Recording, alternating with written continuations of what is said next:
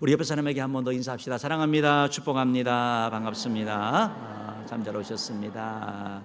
네. 우리 지난주 암송 구절이 있는데요. 우리 지난주 성경 암송 구절 한번 봅시다. 시작. 하나님은 영이시니 예배하는 자가 영과 진리로 예배할지니라. 요한복음 4장 24절 말씀. 아멘. 여러분, 이 말씀은 너무 중요한 말씀이거든요. 여러분, 성경의 인물이나 역사적인 인물들을 봤을 때 그들의 삶 가운데 공통점이 있는데 뭐냐면 하나님께 예배를 잘 드렸다라는 거예요. 하나님 예배 드리는 자에게 하나님이 복을 내리시고 예배자를 찾으시는데, 우리가 예배할 때 영과 진리로 예배함으로 말미암아 또한 저와 여러분이 그런 은혜 누리기를 주님으로 축복합니다. 이번 주 암송 구절 같이 한번 봅시다. 이번 주 암송 구절입니다. 시작.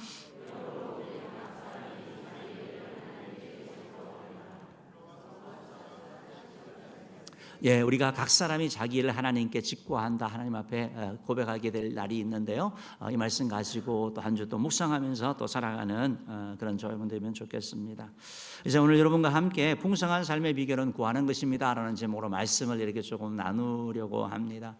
여러분, 예수님께서 요한복음 10장 10절에서 말씀하시면서 예수님께서 이 땅에 오신 목적을 두 가지 말씀하셨습니다. 한 가지는 뭐냐면 양으로 생명을 얻게 하는 것, 즉 예수 그리스도를 통하여 제사함 받고 천국 가게 하는 거, 이게 바로 주님께서 우리에게 주시는 하나의 선물이고, 또 하나는 바로 그런 우리들에게 영생의 선물을 얻는 우리들에게, 생명을 얻는 우리들에게 죄로 말미암아 파괴되었던 삶 가운데 주님이 함께함으로 말미암아 회복되어지는 역사를 일으키게 되는 거, 바로 풍성한 삶을 주기 원하셨다라고 주님께서 말씀하고 있는 걸 보게 됩니다. 우리가 이 땅을 살아가면서 또 예수 그리스도를 믿는다고 하면서 적지 않은 성도들이 풍성한 삶은 잘 누리지 못하고 구원받은 것에 그냥 만족하고 이렇게 살게 되는데, 그 요인은 우리 삶의 중심에 예수님이 자정하지 않기 때문에 그러는 거죠. 우리 PPT 한번 좀 보시면 좋겠는데요. 처음 그림처럼 교회 안에 있는 세 종류의 사람을 얘기를 하고 있습니다. 이 사람은 교회 안에 있지만 자기의 마음 가운데, 자기의 삶 가운데 예수님을 영접하지 않는 사람을 얘기를 하죠. 다음 사진 보여주시면 이 사람은 예수님을 영접을 했습니다. 그러나 풍성한 삶을 누리지를 못합니다. 왜냐하면 의자라고 하는 내 삶의 중심에 내가 있는 것입니다. 그래서 성경 말씀보다, 예수님 말씀보다는 내 생각, 내 뜻, 내 주장을 따라 살아가기 때문에 내가 다 책임져야 되는 거예요. 모든 문제들. 그러니까 여러 가지 부분들이 다 이렇게 엉켜 있는 그런 삶인 것을 보게 되는 거죠. 그러면 주님께서 말씀하시는 풍성한 삶은 어떤 그림인가요? 다음 사진 보여주시면 바로 예수님께서 우리 마음 가운데 오시고, 예수님께서 우리 마음의 중심에 계셔서 나는 예수님과 함께 교제하고 예수님을 따라서 살아감으로 말미암아 내 삶의 질서가 잡히고, 그리하여 진정한 기쁨과 평안을 누리는 풍성한 삶을 살아가는 것을 말합니다. 예수님께서 주기 원하는 것이 바로 이러한 삶인 것을 말씀하고 있는 것이죠. 이 땅을 살아가는 사람들은 이 땅을 살면서 여러 가지 크고 작은 그러한 문제들과 아픔들이 있죠. 그런 짐들이 있습니다. 다음 사진을 보시는 것처럼 어떤 사람들은 그 짐을 지고 가면서 허걱대는 사람도 있고, 어떤 사람은 그 짐을 끌고 가는 사람도 있고, 어떤 사람은 그 짐을 이렇게 바퀴를 달고 밀고 가면서 조금 더 편하다라고 얘기를 하지만, 그러나 모든 공통점은 뭐냐면 내가 하고 있다라는 것입니다. 그래서 어느 순간에는 저 짐이 넘어지기도 하고, 때로는 우리가 오르막길을 만날 때는 그 짐이 보통 무거운 짐이 아니죠. 그래서 그 짐 때문에 지쳐 쓰러질 수밖에 없는 것입니다. 그러면 풍성한 삶이라고 하는 예수님께서 우리에게 주기 원하는 삶은 어떤 삶입니까? 바로 이 그림처럼 예수님께서 우리 삶의 중심이 되고 예수님께서 끌어가는 걸 얘기를 하는 거죠. 나는 주님과 함께 있음으로 말미암아 내 모든 짐이 주님 앞에 맡겨지는 것, 바로 이 삶이 바로 풍성한 삶이라고 주님께서 말씀하고 있는 것입니다. 여러분, 예수님께서 내 삶에 이렇게 중심이 주인이 되셨을 때 나타나는 첫 번째 현상이 지난주 말씀드렸던 것처럼 바로 풍성한 삶을 사는 것은 바로 말씀의 검이라고 말씀드렸던 것처럼 말씀에 대한, 성경에 대한 태도가 달라지죠. 그래서 성경을 하나님의 말씀으로 봤습니다. 그리고 성경이 바로 영혼의 양식이라고 믿기 때문에 우리가 밥을 먹는 것처럼 영적인 양식을 우리가 먹기 위해서 말씀을 읽고 듣고 또 묵상하고 그대로 살아가려고 하는 그런 삶을 살아가게 됩니다. 또한 성경 말씀이 바로 말씀의 검이라는 것처럼 마귀가 계속해서 우리 마음 가운데 의심을 주고, 또 하나님의 그 풍성한 삶 가운데 계속해서 내가 그 자리에 앉으려고 하는 일들이 일어날 때 마귀의 모든 공격을 바로 말씀의 검으로 물리치는 것이죠. 이제 오늘 또 하나는 바로 우리가 풍성한 삶을 살게 될 때, 예수님이 내 삶의 중심이 될 때 말씀에 대한 태도가 달라질 뿐만 아니고 기도에 대한 태도가 달라지는 것을 말씀하고 있습니다. 예수님이 내 삶의 중심이 되지 아니할 때는 기도하는 것이 시간 낭비인 것 같고, 기도한다 그래서 뭐가 달라서 무슨 일이 있어 라는 그런 마음이 들지만, 그러나 예수님이 내 삶의 중심이 될 때는 바로 예수님께서 행하신 이 기도라는 것이 얼마나 소중한지 알게 되고, 바쁘지만 그러나 내 삶 가운데 기도하는 시간을 만들어가는 것을 얘기를 하고 있는 것입니다. 우리 PPT를 한번 좀 보여주시면 좋겠는데요. 이제 말씀의 검이었던 것처럼 오늘은 바로 주님께서 우리 풍성한 삶은 구하는 것입니다라는 것처럼, 여러분 다음 사진 주시면 되겠는데요. 바로 기도하는 것을 말씀하고 있습니다. 여러분 아마 이 그림을 아마 여러분들 가운데 이제 아시는 분들도 계시겠지만, 알버레이트 듀러라는 분의 작품이죠. 이분이 원래 이제 그 15세기 화가인데요. 가난했기 때문에 화가는 되고 싶었고, 어릴 때 재질이 뛰어난 두 명의 친구가 있었는데, 두 친구가 우리 다 공부를 할 수가 형편이 안 되니까, 그렇다면 우리 제비를 뽑아가지고 한 사람이 공부를 하는 동안 학비를 대주고 또 준비를 해주고, 그리고 그 사람이 괜찮아졌을 때 우리가 또 다시 순서를 바꿔서 하자라고 얘기를 했습니다. 그래서 두 사람이 제비를 뽑았는데 듀러의 그 친구가 제비를 뽑은 거예요. 그래서 그 친구가 열심히 돈을 벌어서 학비를 대주고 실습비를 대주고 합니다. 그래서 듀러가 유명한 화가가 된 거죠. 그래서 어느 시점이 이뤘을 때 이제 그래, 나도 이제 내 친구에게 이 은혜를 갚아야 되겠다라고 친구를 부르죠. 그러고 나서 친구에게 미술학을 다니라고 얘기를 합니다. 그러나 친구의 손을 보는 순간 그 손은 일을 함으로 말미암아 다 손이 굳어졌고 굵어졌고, 그리하여 그림을 그릴 수 없는 그런 손이었던 것이죠. 그래서 너무 마음이 안타까웠는데, 그래서 친구가 자기를 위하여 그렇게 모든 비용을 대준 것이 너무 고마웠는데, 어느 날 기도하는 친구를 본 거죠. 이게 바로 친구의 기도하는 손이거든요. 그러니까 이거 단순한 돈만이 아니고 나를 위해서 이렇게 기도를 했구나, 그 사실을 깨닫고 이렇게 기도하는 손을 그린 것을 우리가 알게 되는데요. 여러분, 풍성한 삶은 풍성함의 비결은 구하는 거예요. 그래서 예수님께서도 구하라 그리하면 너에게 주실 것이요, 찾으라 그러면 찾을 것이요, 문을 두드리라 그러면 너에게 열릴 것이니 구하는 이마다 얻을 것이고 찾는 이가 찾을 것이고 두드리는 이에게 열릴 것이다 라고 말하면서 기도가, 구하는 것이 우리의 영적 삶에 있어서, 이 땅을 살아가는 데 있어서 너무나 중요한 것이라고 말씀하고 있습니다. 풍성한 삶을 방해하기 원하는 마귀는 우리가 하나님의 말씀에 대한 공유만 하는 것이 아니라 우리가 처한 상황들 가운데서 하나님의 사랑을 의심하게 하고 온갖 염려, 걱정, 불안을 다 그냥 짊어지고 살아가게 하는 것이죠. 그런데 풍성한 삶을 주님께 맡기는 거거든요. 맡기는 거, 바로 구하는 거, 주님의 도움을 구하는 거. 저는 우리 은혜의 성도 여러분, 바라기는 저 여러분 모두가 이 주님 앞에 구함으로 말미암아, 기도함으로 말미암아 풍성한 삶을 살아가는 은혜의 길을 주님으로 축복합니다. 첫 번째로 이 풍성한 삶은 구하는 것인데, 그러면 구하는 것이 뭔지에 대한 내용을 좀 살펴보려고 합니다. 첫 번째로 오늘 말씀을 통해서 벗게 되는 것은 뭐냐면, 풍성한 삶은 필요한 것을 구하는 것입니다. 그래서 기도의 내용인데 그 기도의 내용이 뭐냐? 필요한 것을 구하는 것을 말씀하고 있습니다. 야고보서 1장 5절 말씀 우리 같이 한번 읽어봅시다. 시작. 너희 중에 누구든지 지혜가 부족하거든 모든 사람에게 후히 주시고 꾸짖지 아니하시는 하나님께 구하라. 그리하면 주시리라. 우리가 구할 때 뭐 가득 있는 거, 풍성한 걸 구하지는 않죠. 부족한 거, 결핍, 모자라는 거. 그렇기 때문에 우리의 기도는 뭐냐? 필요한 것을 하나님께 구하는 것이 바로 기도다라는 것을 말씀하고 있는 것입니다. 우리가 이 땅을 살아가는 과정 가운데 모든 것을 다 가진 사람은 없습니다. 그래서 하나님께서는 이 땅을 살아가는 가운데 여러 가지 크고 작은 문제들이나 때로는 어려움들, 결핍들, 그런 것들을 만나게 하시거든요. 풍랑을 만나게 하시거든요. 그리고 그 상황 가운데서 하나님께 도움을 구함으로 말미암아 헤쳐나가게 하고, 그러므로 말미암아 주의 은혜를 누리게 하는 것, 이게 바로 하나님의 그런 은혜인 것이죠. 그래서 풍성한 삶의 비결이 바로 구하는 것인데, 뭘 구하느냐? 우리의 필요한 것을 구한다라는 것입니다. 물론 때때로 없이 살아가는 것도 영적 생활에 큰 도움이 됩니다. 중세의 수도사들 같은 경우에도 오히려 다 가지지 않으려고 그래서 최소한의 물질만 가지고 최소한의 것을 먹으면서 하나님만 바라보는 그런 삶을 산 것을 보게 되거든요. 영적 생활을 위해서 다른 것에 마음을 두지 않고 하나님께 둔다라는 측면에서 그것은 좋은 시도이고 또 필요한 부분이죠.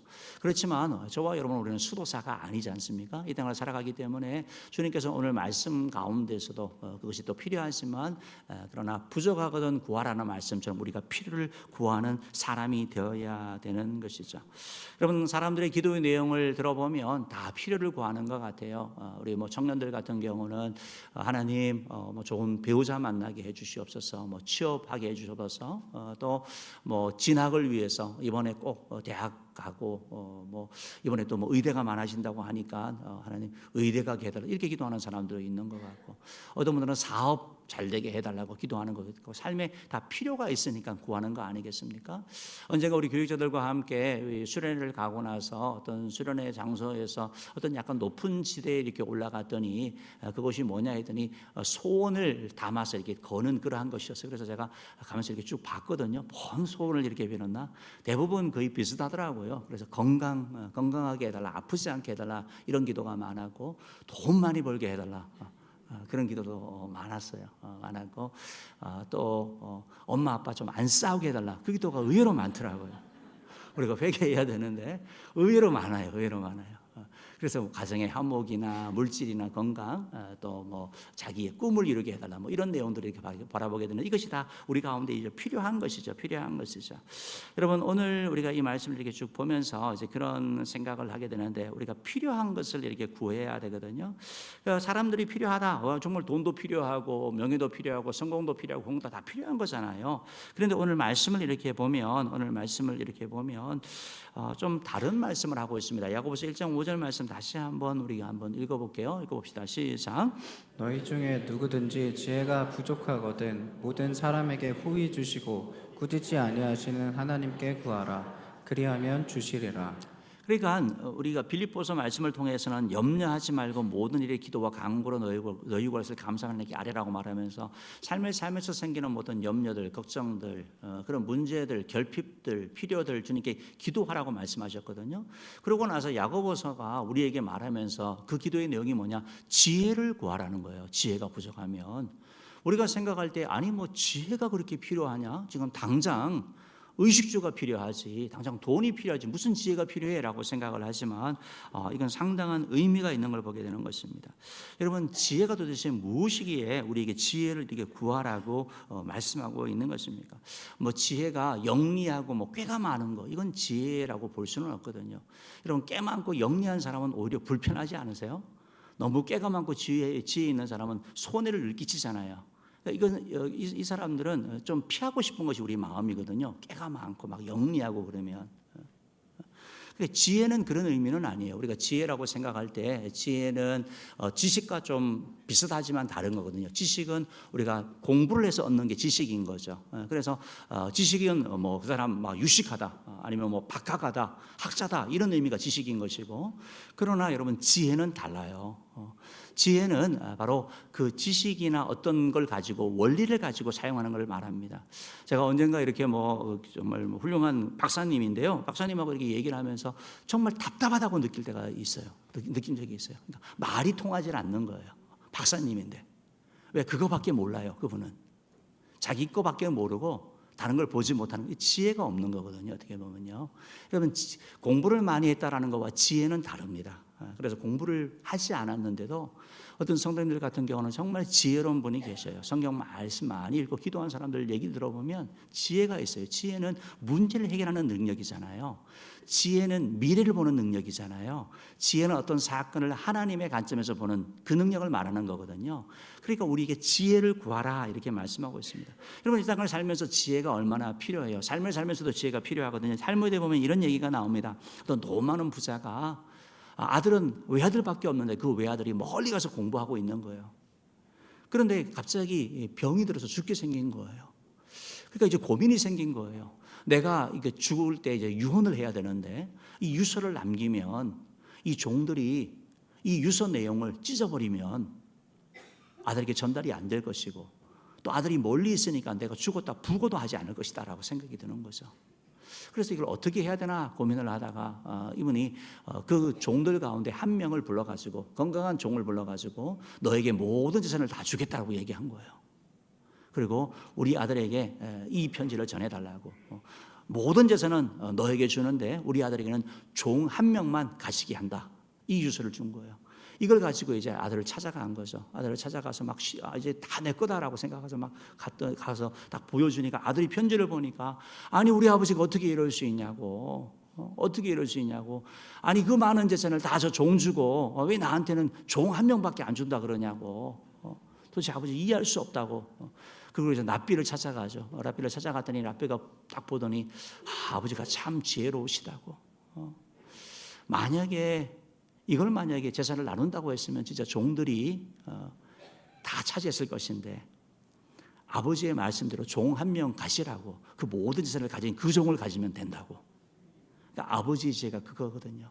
그러니까 고스란히 그 종을 내가 소유함으로 말미암아 모든 것들이 다 넘어졌다. 탈무드 보면 이런 얘기들이 많거든요. 그러니까 지혜라는 게 정말 필요한 걸 우리가 경험하는 거죠. 삶을 살면서도 그렇죠.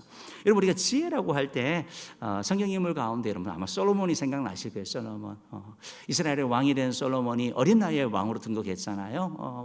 왕이 되었을 때 그가 자기 힘으로 나라를 다스릴 수 없고, 그래야 오늘 하나님께 예배하는 자는 영과 진리로 예배한다는 것처럼 하나님께 1000번째 예배를 드리잖아요. 그러니까 하나님이 기뻐하셨죠. 그래서 그에게 말씀하죠. 솔로몬아, 내가 너에게 뭘 해줄꼬? 라고 할 때 솔로몬이 뭐라면, 하나님 나에게 지혜를 주옵소서. 내가 나이도 어리고 하나님이 맡긴 이 나라를 하나님의 뜻대로 다스리려고 하면 지혜가 정말 부족합니다. 하나님 나에게 지혜를 주소서라고 이렇게 기도를 하거든요. 하나님이 그 기도를 아주 기뻐하세요. 아주 기뻐하시는 거예요. 왜냐하면 지혜에 담겨 있는 걸 깨달은 거예요. 그래서 하나님이 뭐라고 말씀하시냐면, 역대하 1장 11절 12절 말씀 한번 읽어볼게요. 시작. 하나님이 솔로몬에게 이르시되, 이런 마음이 내게 있어서 부나 재물이나 영광이나 원수의 생명 멸하기를 구하지 아니하며 장수도 구하지 아니하고, 오직 내가 내게 다스리게 한 내 백성을 재판하기 위하여 지혜와 지식을 구하였으니, 그러므로 내가 지혜와 지식을 주고 부와 재물과 영광도 주리니, 내 전의 왕들도 이런 일이 없었거니와 내 후에도 이런 일이 없으리라 하시니라. 그러니까 지혜를 구했더니 지혜와 지식도 주시고 부와 재물 영광도 주시고, 전의 왕들도 이런 일이 없었다는 것처럼 솔로몬은 태평성대를 누리거든요. 솔로몬은 전쟁을 하지 않아요. 하나님이 특별한 일을 주시는 거예요. 그러니까 지혜를 구한 이 솔로몬, 하나님이 뭐 줄까라고 할 때 우리 같으면 하나님 정말 황금을 주시옵소서, 다이아몬드를 주시옵소서 이렇게 얘기할 것 같은데, 그는 지혜를 구했거든요. 지혜를 가치를 아는 그 사람. 그러니까 솔로몬은 지혜로운 사람인 거죠. 정말 지혜가 뭔지를 아는 것이고, 또 하나님이 맡긴 일을 잘 감당하기 위해서 그 일을 했을 때 하나님께서 그에게 지혜를 주신 것을 보게 되는 것이죠. 여러분, 성경의 인물만이 아니고 현대의 인물 가운데 이제 PPT를 보여주시면 이 조지 워싱턴 카버라는 흑인 박사님이 계시거든요. 이분은 남부에서 유명한 그러한 분이었는데요. 남부는 목화 생산을 많이 했잖아요. 미국에서 옛날에요. 목화 생산을 막 100년 동안 하니까 땅이 다 황폐하게 된 거예요. 생산도 잘 안 되고 온갖 그런 해충들이 있어서 농사가 안 되는 거예요. 그때 이제 카버 박사님이 땅콩을 심으라고 얘기를 하는 거예요. 그래서 땅콩을 다 심었어요. 땅콩을 심었어요. 땅콩이 너무 많은 거예요. 이걸 처음에는 막 심었다가 좋아했다가 너무 수확이 많으니까 가격이 다 떨어지니까 이거 어떻게 해야 되냐고 또 원망불평하는 가운데 이 조지 카버 박사님이 땅콩으로 약 수백 가지의 제품을 만드는 거예요. 그리고 나서 그걸 다 소비하게 되고, 그리고 나서 이제 어느 날 기자가 찾아와서 이제 사람들이 와서 묻는 거죠. 어떻게 그런 많은 정말 수백 가지의 발명과 발견을 하였습니까? 라고 물을 때 그가 이렇게 말합니다. 성경 속에서 아이디어를 얻었습니다. 성경에는 하나님 아버지가 계시고 예수 그리스도가 계십니다. 하나님께 기도하니 발명과 발견을 할 수 있는 지혜를 주셨습니다. 라고 했다고 해요.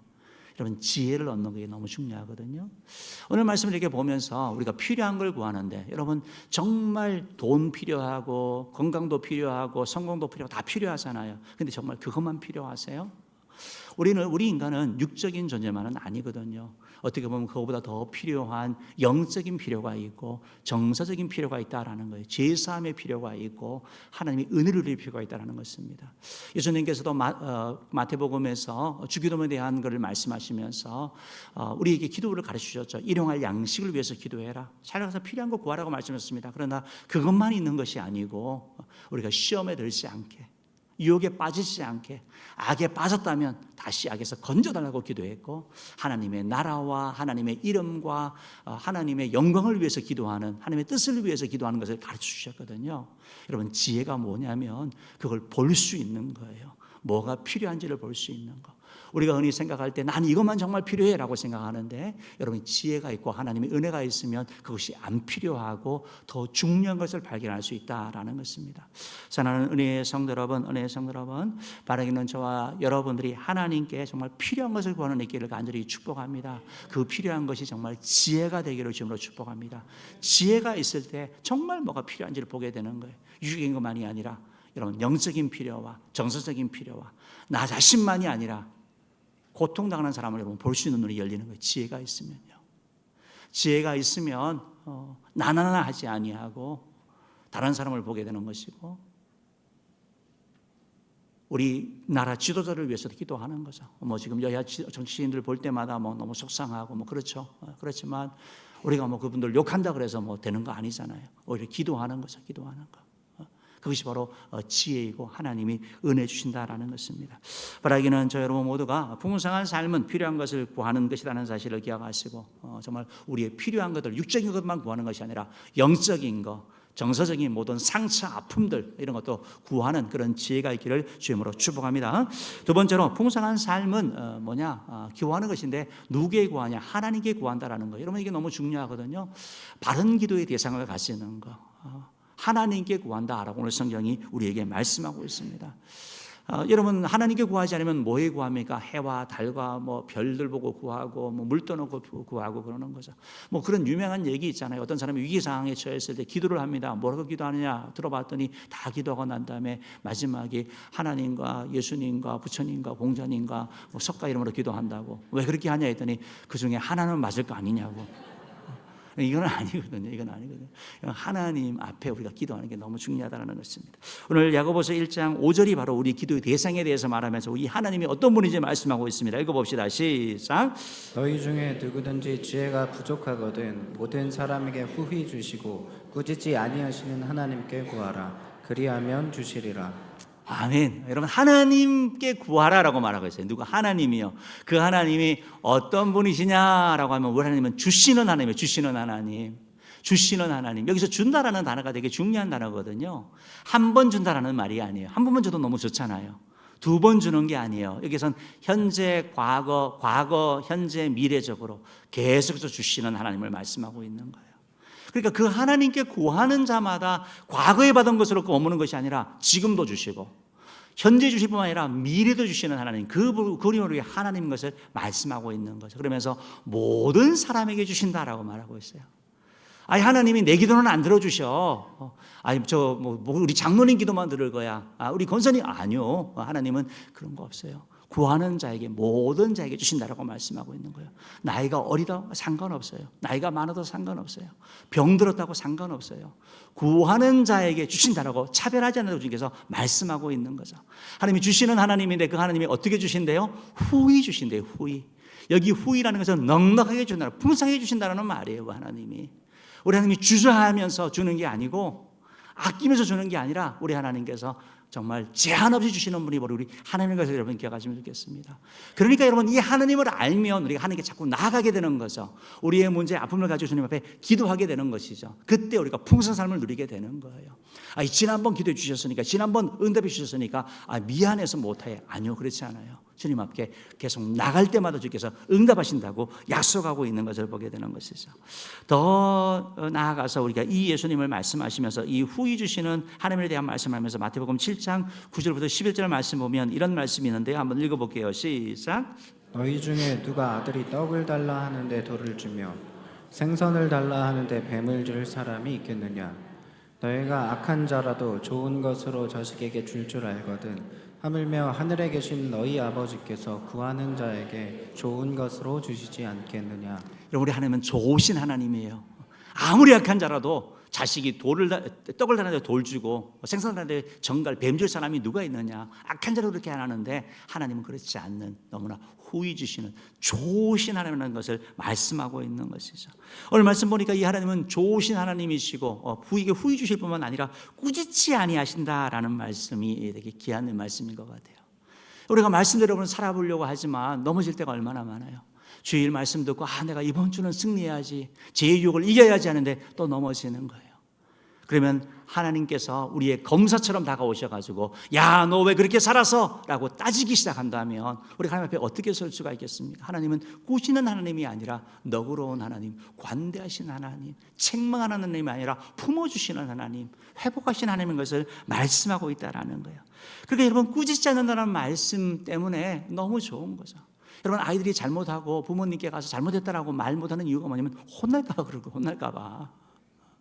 우리 하나님은 주님, 내가 잘못했습니다, 내가 넘어졌습니다라고 회개하면 혼내는 게 아니라 오냐, 알고 있다, 네가 애쓴 거 알고 있다라고 꾸짖지 아니하시고 우리 격려하시고 위로하시고 힘주시는 하나님이라는 것입니다.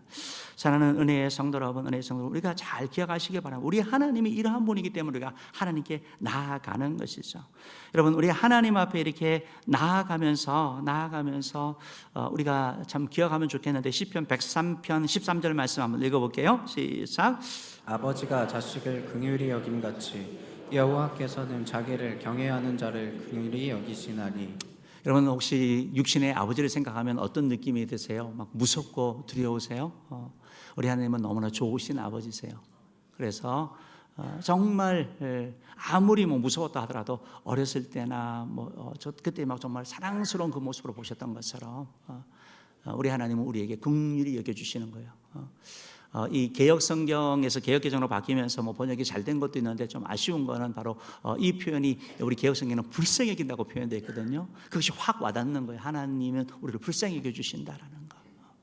여러분, 우리의 연약함 잘 알고 계셔요. 우리 부족함 잘 알고 계셔요. 그래서 주님 앞에 나아갈 때 꾸짖지 아니하시고 우리를 위로하시고 세워주시는 참 좋으신 하나님 앞에 나아가 주의 은혜 누리기를 주님으로 축복합니다. 마지막 세 번째로 풍성한 삶은 바로 구하는 것인데, 필요한 것을 구합니다. 여러분, 지혜를 구하실 때 정말 필요한 것을 알게 되고 또 하나님 앞에 하나님께 구한다는 사실을 여러분 기억하시길 바라고, 다음 마지막 세 번째로 기도의 자세인데요, 믿음으로 구하셔야 돼요. 믿음으로 구하셔야 돼요. 이것이 오늘 우리에게 가르치는 큰 가르침 중에 하나인 것이죠. 왜 나는 기도하는데, 열심히 하는데 왜 응답이 없느냐? 아니, 하나님이 꾸짖지 아니하시고 후히 주시는 좋은 분이라는데 왜 못 받느냐? 그 첫 번째는 구하지 않기 때문이고, 두 번째는 잘못 구하기 때문이라고 말씀하고 있거든요. 오늘 야고보서 1장 7절이 이렇게 말씀하고 있어요. 한번 읽어봅시다. 시작.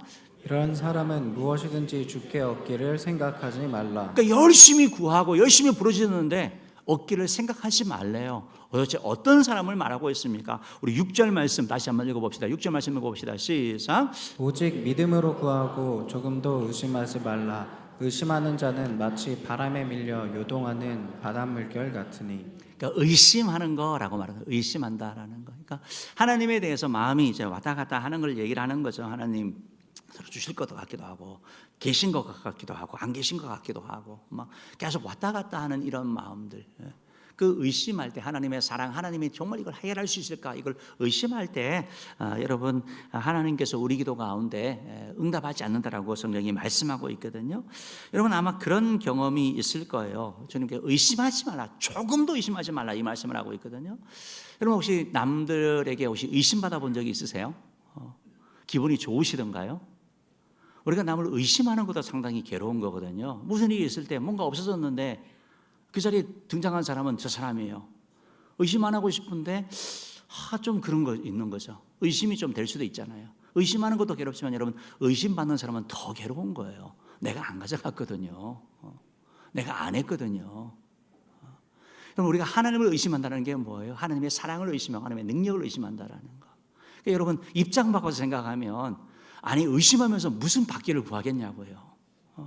우리가 하나님 앞에 기도 응답을 받으려면 의심하지 않는 자 되기를 주님으로 축복합니다. 표현하면서, 이 사람을 표현하면서 마치 바람에 밀려 요동하는 바다 물결 같아요. 왔다 갔다 하는 거죠. 마음이.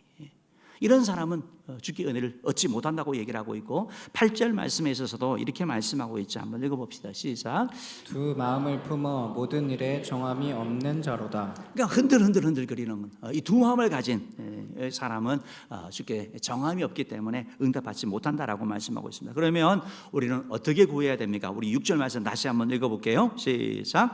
오직 믿음으로 구하고 조금도 의심하지 말라. 의심하는 자는 마치 바람에 밀려 요동하는 바닷물결 같으니. 따라합시다. 오직 믿음으로 구하고 뭐로 구하라고요? 믿음으로 구하는. 뭘 믿는 거예요? 의심하지 않고 하나님의 말씀을 믿는 거고 하나님의 계심을 믿는 거고 하나님이 나를 사랑하시는 것을 믿는 거고 기도하면 응답하시는 걸 믿는 거고 지금 내가 고난과 시련과 역경 가운데 있지만 내가 기도하면 하나님께서 나를 건지실 것을 믿는 거 주께서 도와주실 것을 믿는 거 이 믿음을 가지고 나아가라고 말씀하고 있는 것이죠. 그 믿음으로 구할 때 그리고 그 믿음대로 의심하지 않을 때 하나님께서 우리 기도 가운데 응답하신다라고 말씀하고 있는 것입니다. 사랑하는 성도 여러분, 우리가 하나님의 약속의 말씀을 믿어야 합니다. 하나님은 신실하셔서 반드시 약속을 지키실 능력이 있는 분이신 거죠.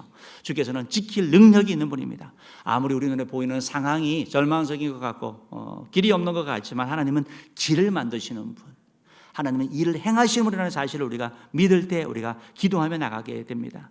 여러분, 마귀가 세상을 통치하는 것 같고 악이 통치하는 것 같지만 우리 하나님이 통치하고 다스린다는 사실을 믿으면서 나아가는 것, 이것이 우리가 하나님의 은혜를 누리게 되고 풍성한 삶을 살게 된다는 것입니다. 오직 믿음으로 구하고 조금 더 의심하지 말라는 것입니다.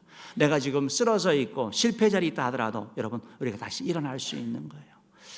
미국의 대통령 가운데 링컨 대통령은 많은 실패를 경험한 사람이었습니다.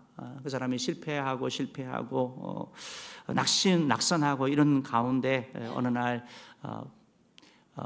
막 기도하는 링컨을 보면서 이제 부관이 얘기를 했죠. 하나님이 아마 우리 링컨 씨를 아마 지지할 겁니다라고 얘기를 할 때 링컨이 이런 얘기를 했다 그러잖아요. 여러분, 하나님이 우리 편이 되게 해달라고 기도하지 말고 우리가 하나님 편이 되게 해달라고 기도하자라고.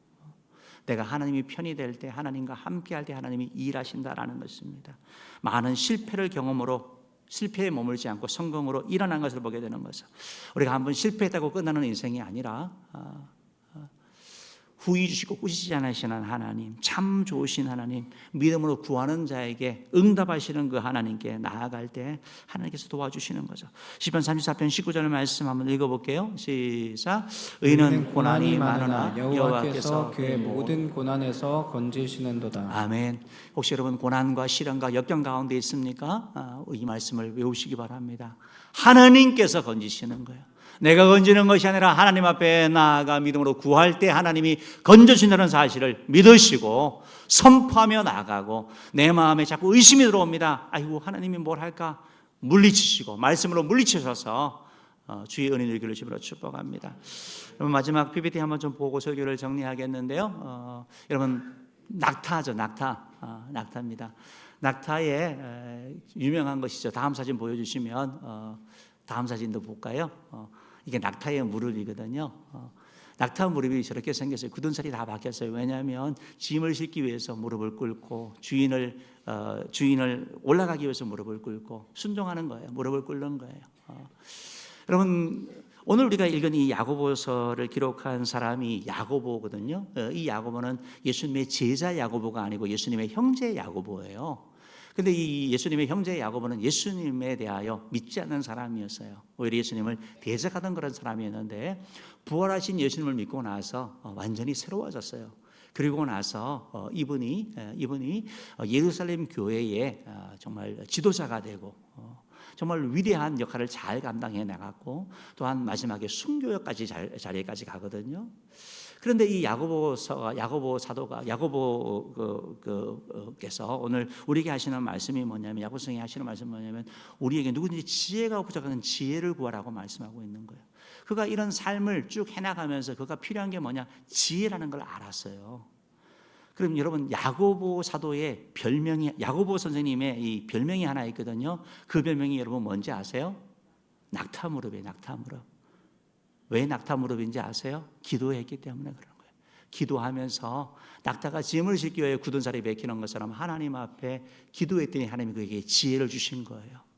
그리하여 지도자 역할을 감당하게 했고 순교의 자리에도 나가게 했고 굴하지 않는 주님께 귀하게 쓰임받는 사람이 되게 했다라는 것. 오늘 다시 한번 말씀을 정리해 봅니다. 풍성한 삶은 구하는 것이에요. 하나님이 우리에게 구하라고 말씀하고 있어요. 여러분, 우리 삶 가운데 밥 먹을 때 기도하는 거 말고 기도는 시간을 꼭 확보하시기를 바랍니다. 바쁘고 분주하지만 우리가 기도할 때 하나님이 일한다는 사실을 기억하시고, 내 마음에 자꾸 염려 근심이 찾아오고 문제가 생길 때 주님 앞에 맡겨드리십시오. 그때 주께서 여러분 다시 왕자에 앉으셔서 여러분 가운데 평강과 풍성한 삶을 주시겠습니다. 또한 우리 교회에 있는 기도의 시간, 수요 예배라든지 철야 기도라든지 새벽 기도를 잘 활용하셔서 매주는 못 온다 하더라도 매일은 못 온다 하더라도 와서 기도할 때 하나님의 은혜를 경험하실 것입니다. 빠르게는 저 여러분 모두가 또 한 명의 낙타 무릎이 되어서 하나님의 일하심을 드러내는 정말 믿음의 용사, 풍성한 삶을 사는 자되기를 주임으로 축복합니다. 기도하겠습니다.